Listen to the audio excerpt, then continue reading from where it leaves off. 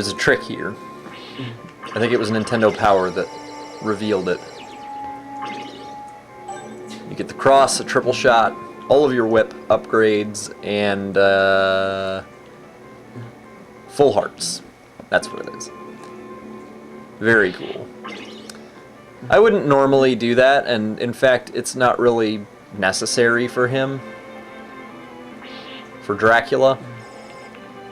But after what he puts you through, with the previous stage, with that ruined tower, I almost think that it's a very worthy consolation prize.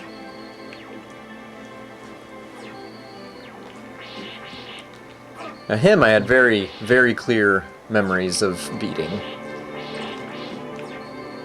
Now I tried to jump over that fireball just to make 1 point. Don't. This is the one time when Dracula's fireballs have sack. If you just try to jump over them and hit him, they will kill your ass. And by kill your ass, I mean take 2 hits off. Yeah, this Dracula is not nearly as powerful as previous incarnations, as far as damage output. But he does have some pretty cool skills.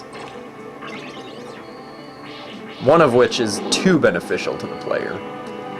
When you get him down to a certain number of hits, I'm not exactly sure where on the scale. I think after the first 4, he'll stop shooting his fireballs and throw out this little spinny sparkly ball thing, which, when hit, if hit, will drop one of those small meats. It'll drop a micro penis for you to suck on, and it'll refill some of your life during the boss battle, which to me is a bit cheap. I don't know. If it wasn't for that, this boss battle would be harder. Dramatically harder? Probably not, but harder.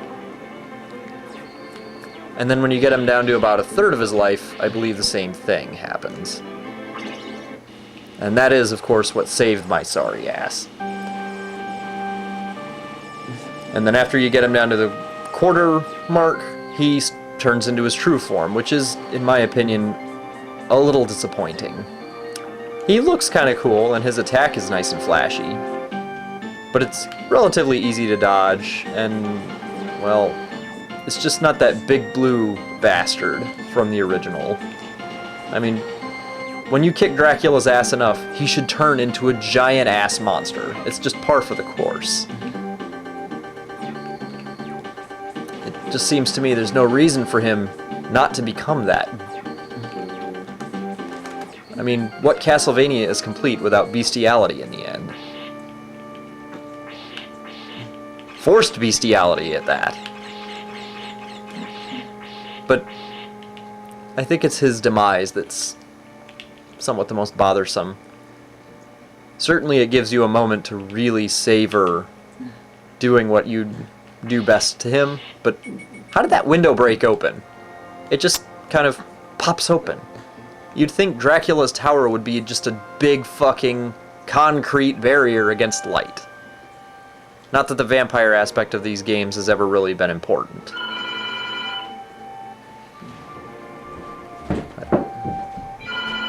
All that aside, you get an ending in true NES fashion, not SNES fashion. For all the flashy, fancy shit they put into this game, the end is only moderately more satisfying than the original. The original I can forgive. It was the NES era. Endings were not the big thing. Gameplay and getting through it were the big thing. Surviving was end enough for you. Just to be able to sit back, sigh, and look at the end printed on the screen was plenty. But no. No. They couldn't upgrade that for the Super Nintendo version of Castlevania. They kind of just give you this cop-out of an ending, showing the AI, or some player recording from their studio, doing a shitty job of what you just did. I know they're trying to look all dramatic and such, but it's kind of like, hey, I've already plundered all of these levels. You know, where's the real reward? You know, where's the gratuitous sex scene with Medusa? Something. I don't care. But this Hell, I mean, Star Tropics did this, but they did it with shitty cartoons. They didn't look good, but it was cool to see, like, cartoon pictures of your exploits. That's not the case in this. There's no excuse to me. The Super Nintendo. I mean, look at this shit. Look at what they can do with this thing. And they couldn't give you a decent ending? They could only hack their own game and show the castle crumble? You know those commercials where there's like the little kid and there's some douchebag banker or something who gives them a pony each? 2 little girls. He gives one a plastic toy pony and he gives the other a real one. That's what this feels like. You know it's bullshit. You know that you're being bent over. But there's nothing you can really do about it. You didn't design the game. You just have to kind of take it up the ass. It's shameful. And after all the amazing stuff that they really did with this, I mean, Castlevania 3 was absolutely stunning visually. And it was a great upgrade in gameplay for the original Castlevania. And this is kind of an expansion on the graphics part of it. The gameplay took a few steps forward and back. But just on the graphical aspect, there should be more. There should be more. To your end. There are NES games! NES! The shitty era of endings that have better endings than this. How is that correct? How is that right to the player? Who just probably spent half of his childhood trying to get through that ruined ass fucking tower. Not to mention the torture chamber.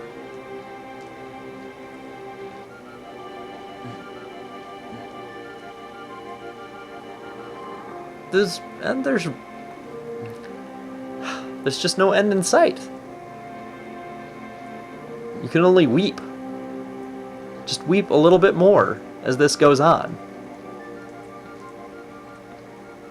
You know, instead of kind of giving you a dramatic reimagining of what you just accomplished,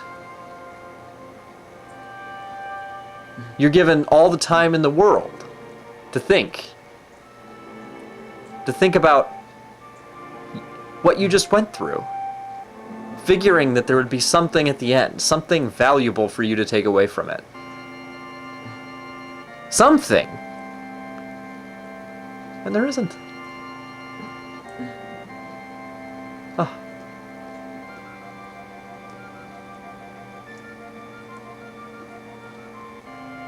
Well.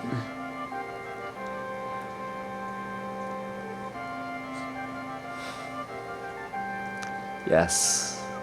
Yes. I was just reminded of what the payoff is. And what beautiful payoff it is. It's so appropriate, given that this is essentially a remake, though a very good remake, of the original Castlevania. We'll get to that in a minute. We'll get to that when it comes. I mean, isn't that the important part? When the payoff really comes? Like in ActRaiser 2, when your dick breaks off at the end and then you get shat on by the pigeon? The payoff, that kind of payoff? I think that's about the kind of payoff that you're going to get here in a second, isn't it? I have every confidence that you out there are all more than intelligent enough to realize what's going to occur.